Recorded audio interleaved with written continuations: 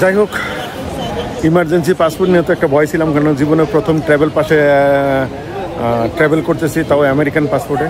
যাই হোক, এখানে আসলাম ইসের পরে বোর্ডিং পাশে বোর্ডিংয়ের যখন আসলাম, অটো বোর্ডিং নেওয়ার চেষ্টা করলাম, তো ওরা বললো যেন অটো বোর্ডিং হবে না, তোর কাউন্টারে যাইতে হবে। তা গেলাম কাউন্টারে যাওয়ার পরে সেম কিছু জিজ্ঞাসা করলো না, কারি বললো যে আমার সিস্টেমে আমি আপডেট করে দিচ্ছি যে আগের পাসপোর্টের জায়গায় এই পাসপোর্ট হয়ে গেছে। ইমিগ্রেশনে একটু সমস্যা হয়েছে, ইমিগ্রেশনে কি একটা সেলে বসছে, আমি জানি যে ইমিগ্রেশনে একটু ফ্যাকরা হবেই, এই জন্য একটু আমি আগে সময় নিয়ে আসছিলাম। যাই হোক, তা ওই অফিসারটা, ইয়াং অফিসারটা ও বুঝে নাই, ও নিয়ে গেছে অফিসের ভিতরে পাসপোর্ট নিয়ে গেছে, আমারে নিয়ে নেই, আমার দাঁড়ায় করে রাখছিল।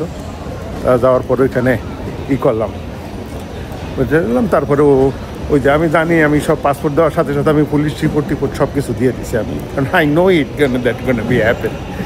যাই হোক, এখন বোর্ডিং নিয়ে ইমিগ্রেশন কমপ্লিট করে কাস্টমস। তবে একটা কথা বলে রাখি, পানামার ইমিগ্রেশন অ্যারাইভেল ডিপার্চার সবই অনেক স্লো, সুপার ডুপার স্লো, অন্যান্য দেশের মতো না, এত ফাস্ট না।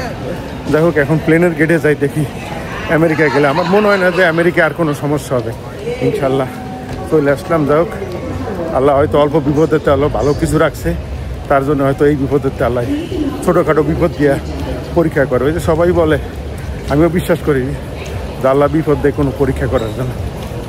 সবাই ফেসবুকে আর সবাই আমার আত্মীয় স্বজন যারা অ্যাটলিস্ট ফোন করে বিভিন্নভাবে সান্ত্বনা দিচ্ছেন, কারণ আসলে আমি ঘাবড়াই গেছিলাম যে, কারণ আমেরিকান পাসপোর্ট আবার ইমার্জেন্সি হারাই গেছে পানামার মতো দেশের জায়গায় এসে, তারপরে যদি কোনো ফ্যাকরা করে তো এই জায়গায় তো মনে করেন এই জায়গায় পানামা থাকার আমেরিকা থাকা সমান কথা পাই, পুরো ডলার। এই জায়গায় কোনো পানামার নিজস্ব কারেন্সি আছে, কিন্তু ওই কারেন্সির বাদ নাই, সব ইউএস ডলার ব্যবহার করে, খরচ সেম ইউএস ডলারের মতো। কারণ যদি 15-20 দিন থাকতো হইতো এই জায়গায়, তাহলে তো খবর হয়ে গেছিলো। এমনি তো সবই গেছে, আরও বাংলাদেশে আমেরিকাতে টাকাই না পরে এই জায়গায় চলতে হইতো। যাই হোক, আল্লাহ অল্পতে বাঁচায় রাখছে। ইসেতে রিয়েল কুইক একটা সার্ভিস পাইছি, পারভিস হিসাবে আমি সুপার হ্যাপি। তো যাবো এখন বোর্ডিং গেটে, দেখি যে কী অবস্থা বোর্ডিং গেটে।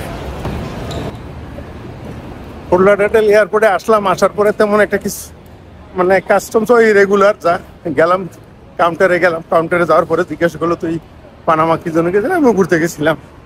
তারপরে তোর original passport, I loss my passport, somebody stolen my passport. তারপরে অফিসের ভিতরে নিয়ে গেল, আমি জানতাম যে আমার অফিসে নিয়ে যাবে। তো অফিসে নেওয়ার পরে ওই কিছু জিজ্ঞাসা করলো, ব্যাগটা স্ক্যানিংয়ে দিল। স্ক্যানিং করার পরে খালি জিজ্ঞেস করলো how you lost your passport.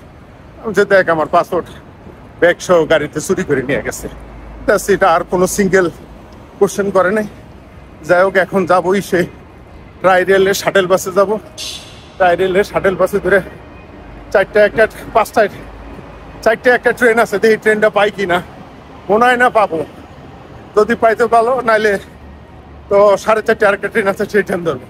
যাই হোক, এই ছিল পাসপোর্ট হারানোর পরে একটা বিভীষিকাময় সময় ছিল, কারণ আমেরিকার যে অবস্থা চলতেছে, আসলে অরিজিনালি অনেক ভয়তে ছিলাম যে আবার ঢুকতে কি ঝামেলা করে, কি করব না করবো, সব মিলে একটা মোটামুটি কত একটা আতঙ্কের ভিতরে ছিলাম মনে মনে।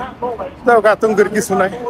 আর এটুকু বলি, পানামায় বা ইউএস ভিসা নিয়ে সবাই যে চিন্তা ভাবনা করেন ভাই, দ্যাটস রং ভাই। প্রচুর পরিমাণ ইউএসের ভিসা দিতে আছে ভাই, আনবিলিভেবল ভাই। ওই যমুনা ফিউচার পার্কে যেমন ইন্ডিয়ার ভিসা দেয় না, এরকম লোকজন দিতেছে। যদি ভিসা না দিত তাহলে এত লোক দাঁড়াইতো, হয়তো অন্যান্য দেশের কথা জানি না। যাই হোক, এই ছিল পাসপোর্ট হারানোর পরে আমার বাস্তব অভিজ্ঞতা। তা ইনশাল্লাহ এয়ারপোর্ট থেকে আমি বাসার দিকে যাব। সবাই দোয়া করবেন। টিল দেন, আল্লাহ হাফেজ।